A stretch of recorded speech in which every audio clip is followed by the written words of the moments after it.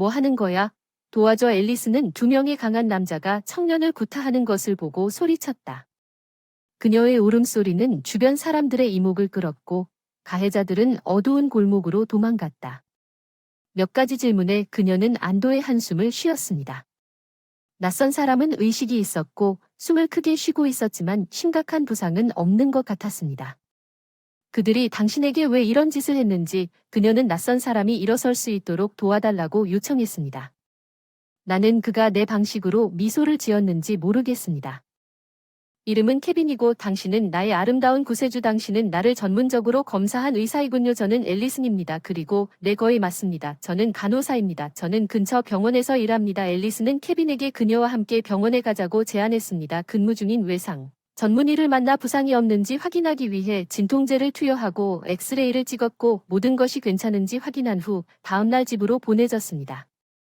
케빈은 앨러슨을 초대하여 그의 기적적인 구조를 축하하기 위해 앉았습니다. 카페에서 차를 마시며 이야기를 나누다 케빈은 그 소녀의 용기와 친절에 대해 계속해서 감사를 표하며 심각한 부상을 피할 수 있도록 도와주었습니다. 그는 그녀에게 칭찬과 농담을 쏟아 부었습니다. 앨리스는 이렇게 잘생긴 남자의 관심에 기뻐하고 우쭐해졌습니다. 그러나 아침에 그녀는 서둘러 일하러 가야 했기 때문에 집에 갈 준비를 하기 시작했습니다. 케빈은 자신이 의도치 않게 소녀를 붙잡아 두었다는 것을 이해하고 불편을 보상하기 위해 즉시 그녀에게 택시를 불렀습니다. 앨러슨은 그녀가 케빈을 다시는 볼 수 없을 것이라고 생각하여 차에 앉아 있었습니다. 그가 다음날 퇴근 후 커다란 꽃다발을 가지고 나타났을 때 그는 그녀를 저녁 식사에 초대했고 앨러슨은 힘든 근무 후 피곤했지만 그녀는 케빈을 좋아하고 그때부터 그를 계속 만나고 싶다고 동의했습니다. 케빈은 퇴근 후 앨러슨을 자주 만났습니다. 3주 후에 그는 그녀의 작은 아파트로 이사했습니다. 앨리스는 어머니가 돌아가신 이후로 혼자 살고 있었고 어머니가 아픈 동안 앨리스는 개인 생활을 할 시간이 없었고 이제 마침내 두 사람의 가정을 꾸리고 살고 싶은 참을 수 없는 욕망을 느꼈습니다. 몇 주 후 앨러슨은 자신이 임신했다는 사실을 깨달았습니다. 케빈은 결혼을 거부하지 않았지만 좋은 직업을 찾고 돈을 벌고 그녀에게 제대로 프로포즈하고 성대한 결혼식을 올리고 싶다고 설명했습니다. 비록 그녀는 흰색 드레스와 케빈의 것이라고 생각한 아름다운 축하 행사를 원했습니다. 합리적인 주장을 하고 나중에 문제를 논의하기로 결정한 앨리스는 지인을 통해 케빈이 좋은 직업을 얻었음을 알게 되었고 곧 돈을 벌기 시작했고 앨리스는 그들의 계획이 곧 실현될 것이라고 믿었습니다. 그녀는 큰 집에서 살고 차를 사고 개를 키우고 아이를 갖는 꿈을 꾸었습니다. 케빈을 돕기 위해 하루 종일 개와 놀던 사람 그녀는 이를 분만할 때까지 일하고 걱정했습니다. 앨리스는 케빈이 어떻게 변했는지 즉시 알아채지 못했습니다. 그는 거리를 두고 늦게 집에 와서 갑자기 짜증을 냈습니다.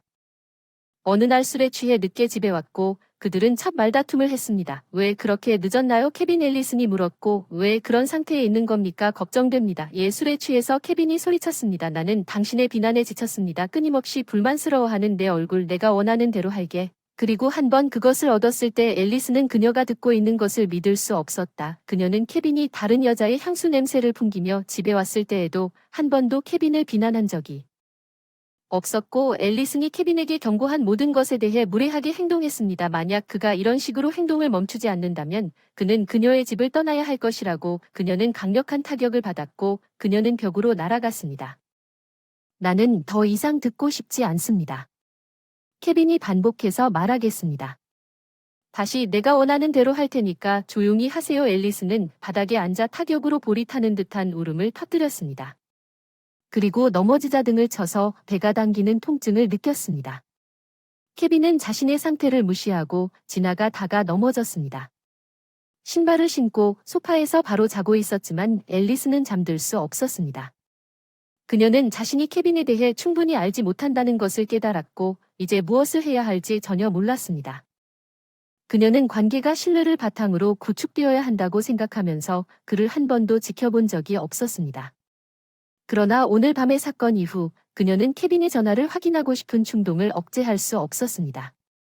그녀는 다른 평범한 지인들의 친밀한 사진과 비디오가 포함된 별도의 폴더, 그보다 훨씬 나이가 많은 여성과의 서신이 담긴 메시지를 빨리 발견했습니다. 앨러슨은 케빈이 오랫동안 바람을 피운 여자는 마침내 이 남자와 미래를 가질 수 없다는 것을 깨달았습니다.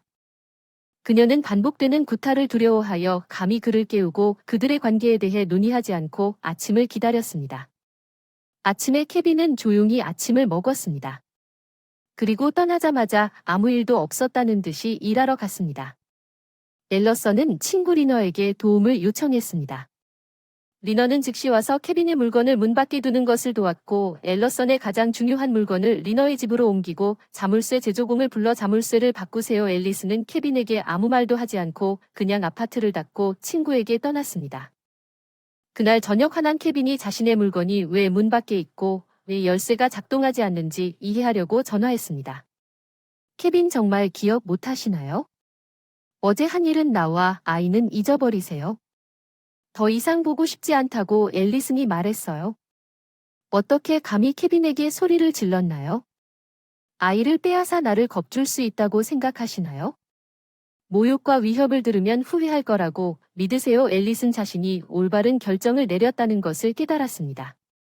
아들이 태어날 때까지 친구와 함께 머물렀다가 집으로 돌아와 아들을 키우기로 결정했습니다.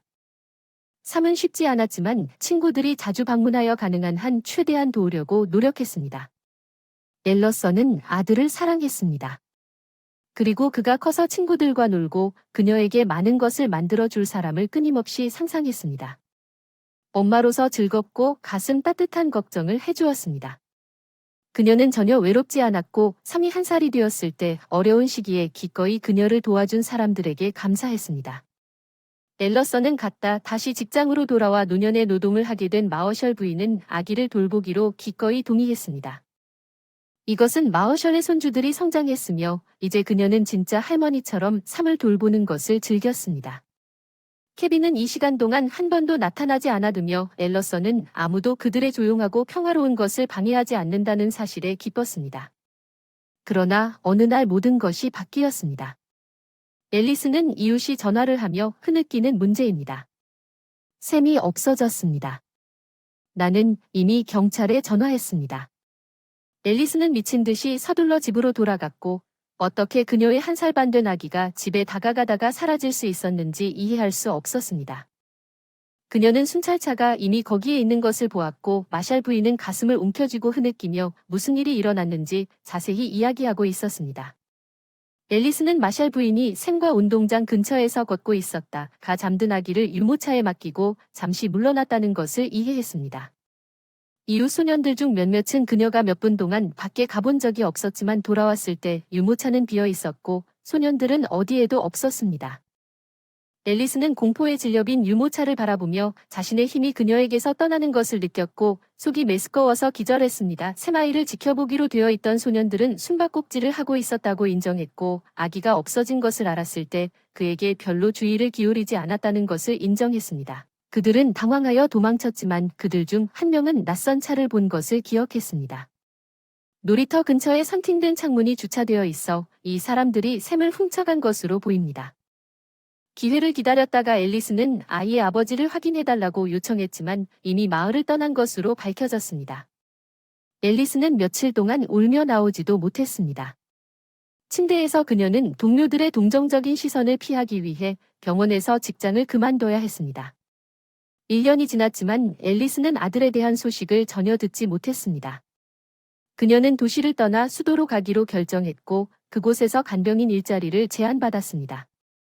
부유한 가문의 피츠 부인은 지적인 노인 여성으로 그녀를 고용하여 사고 후 휠체어에 갇힌 손자 피터를 돌보게 했습니다. 그의 불행으로 인해 깊은 슬픔에 잠긴 청년은 끊임없이 우울한 기분에 있었고 누구와도 소통하고 싶지 않았습니다.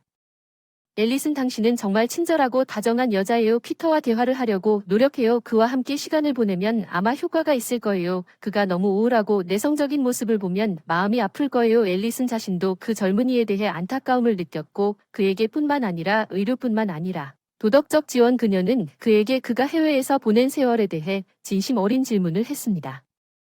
여행에서 가장 좋아하는 책과 영화, 음악을 통해 즐거운 추억을 불러일으키려고 노력하는 동시에 그녀는 피터에게 접근할 수 없는 것들을 상기시키지 않도록 조심스럽게 행동했습니다. 이제 그 청년은 점차 그녀의 존재에 익숙해졌고 더 수다스럽고 개방적이 되었으며 자신의 이야기를 나누는데 진정한 관심을 느끼기 시작했습니다. 앨러슨은 피터를 따뜻하게 대했고 그녀가 더 이상 집에서 일만 하는 것이 아니라 점차 가족의 일원이 되고 있다고 느꼈습니다. 앨리슨 가족은 피터를 따뜻하게 대했고 그녀는 더 이상 집에서 일하는 것이 아니라 점차 가족의 일원이 되어가고 있다고 느꼈습니다. 피츠 부인은 앨리슨이 손자를 위해 한 모든 일에 깊은 감사를 표했습니다. 그 청년이 다시 한번 노력한 덕분입니다.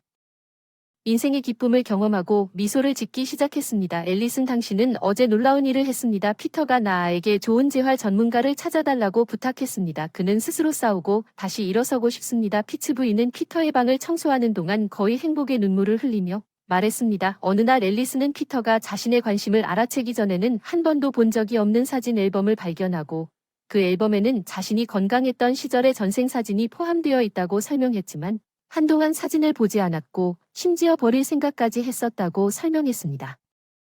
그는 앨리슨에게 그가 그토록 많이 이야기했던 장소들을 보여 주기로 결정했습니다. 앨리슨은 피터 옆에 앉았고 그들은 함께 사진을 살펴보기 시작했습니다. 피터는 그 안에서 밝고 행복해 보였고 앨리슨은 지금 사진 속에 있는 모든 것을 빼앗겼다는 사실에 슬퍼했습니다. 일부는 가족 휴가 및 축하 행사에서 앨러슨이 피츠 부인의 기념일 사진에 멈춰서서 얼어붙었습니다. 많은 손님이 사진에 있었지만 단 한 쌍만이 그녀의 관심을 끌었습니다. 그것은 할머니의 기념일입니다. 사고가 발생하기 2년 전이었던 것 같습니다. 피터가 앨러슨의 관심을 알아차린 댓글을 달았습니다.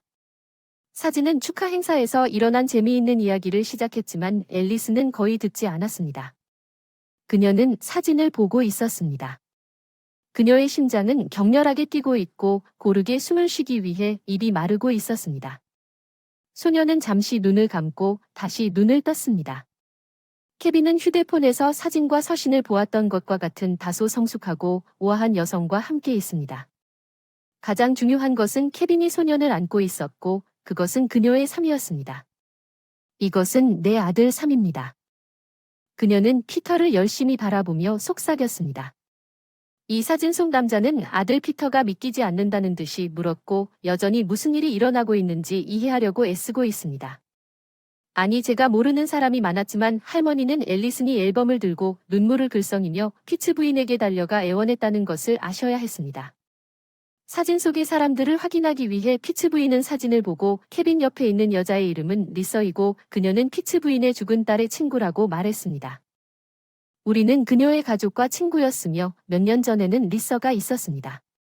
내가 기억하는 한 이 젊은 남자와 결혼했는데 그 여자 아이 아니 내 아이야. 샘 앨리슨이 눈물을 흘렸다. 이 남자 케빈이 몇 년 전에 나에게서 그를 훔쳤습니다. 피츠는 여자가 처음부터 끝까지 이야기를 해달라고 부탁한 여자의 말에 충격을 받았습니다.